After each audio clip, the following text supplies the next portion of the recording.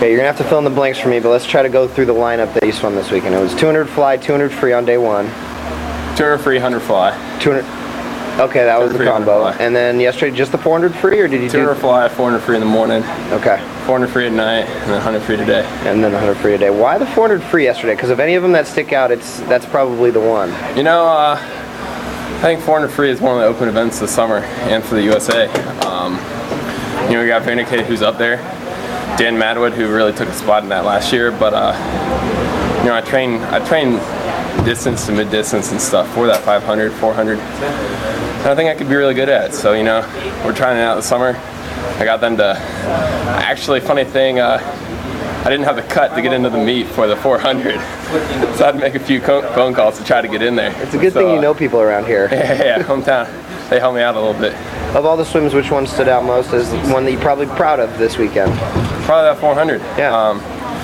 You know, the 200 was a good time for right now. It's kind of weird trying to compare it with you know, suits from last year and just wearing Berens this year. You know, 49.0, I'm guessing is pretty solid for me. I'd love to stay out there with Berens and Phelps and them, but you know, that's what happens. But you know, 400, I haven't swam since literally high school, so it's a good time. It's the best time for me.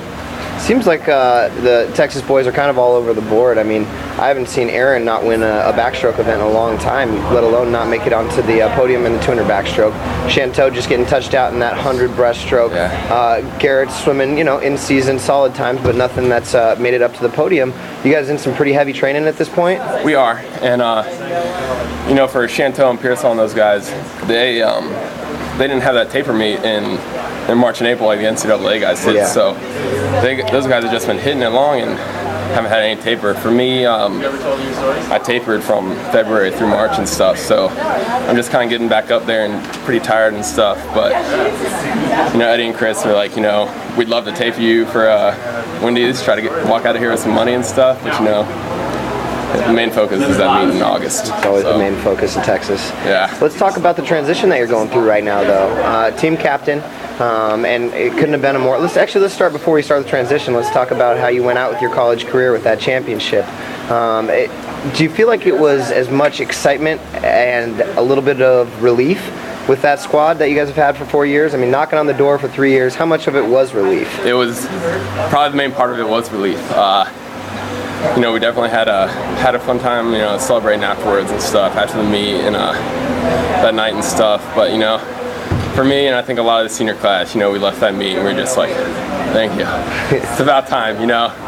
I mean, we went in freshman year just talking about winning an NCAA title freshman year, and then sophomore year, and then junior year, and all that stuff, and then getting sick before the meet, having a bunch of Hill Taylor and I, the captains, and then Jimmy Fegan, Eric Friedland, and one of our top divers and stuff. We're just like, what more can happen to this? And you know, that all happened and we got done. I mean, we were excited as you could be. We were just like, thank you. Yeah. Did any of the pros give you any advice of transitioning from a college swimmer into that swimming for yourself pro status? They do. They still are. You know, down in Texas, we have one of the most, deepest pro groups we got. I mean, Ian, Pearsall, Brendan, all those guys, Chanteau. Ian? Oh, you're talking about in the past. Yeah. Not right now, yeah, but you know, I mean, you know, he's still staying around Austin. I've been doing some swim clinics with him, so I haven't seen him a lot and talking to him about stuff. Gotcha. You know, all those guys, they've been around the sport so long. They've been through this transition and stuff. I'm just making sure you weren't saying that Ian Crocker's back in the water, giving us a little secret. That's. Did you hear about the swim he did, the 50 fly? I didn't. He came into practice the other day. It was probably 2 weeks ago. He hasn't done a practice since Beijing Olympic Games. We were having a team meeting, we got out early, and he was like, hey Eddie, let me go put a suit on, let me go put a jammer on and see if I can go in a 50 fly. Put on a jammer, FINA approved, and went 24.0, long course. And we're just like, are you kidding me? The guy hasn't done any kind of training. And so, you know, that guy's just raw talent. You know, he could easily come back. He can come back. Sorry, but go on and tell me some of the advice that they're giving you as transitioning, you know, going into that pro status where you're swimming for yourself and not the team so much.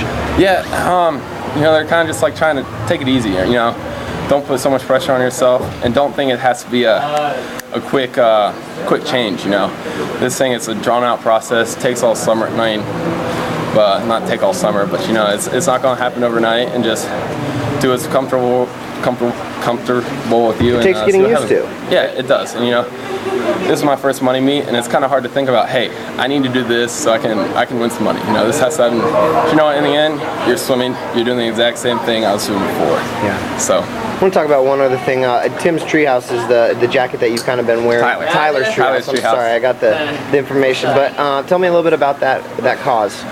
Tyler's Treehouse, one cool thing about Charlotte Swim Act is doing this year is the foundations out there. Eric Shanto is sponsoring Live Strong and stuff.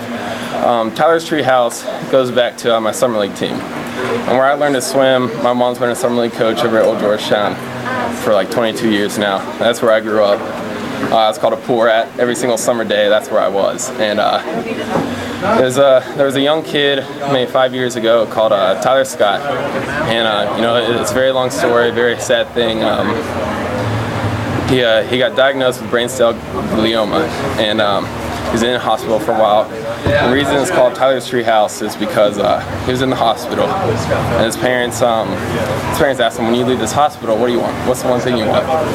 And the one thing about the kid is he always walked around with the tool set. He always had a hard hat on. He was always working with something. And he's like, I want a tree house when I get out. So they brought him a book, had a bunch of tree houses in it, and he picked out the one he wanted. And he never made it out of the hospital to see it, but right afterwards, his parents started this foundation. They built a big tree house in his backyard. So now the whole foundation just puts money to the St. Jude's Children's Hospital and research for this. So it's something that kind of hits me just because he was a kid who was always around our summer league team. He was always there on the summer days. We saw him. Very cute little kid, has 3 brothers. So it's a very cool thing for Charlotte and my mom and our summer league team to represent.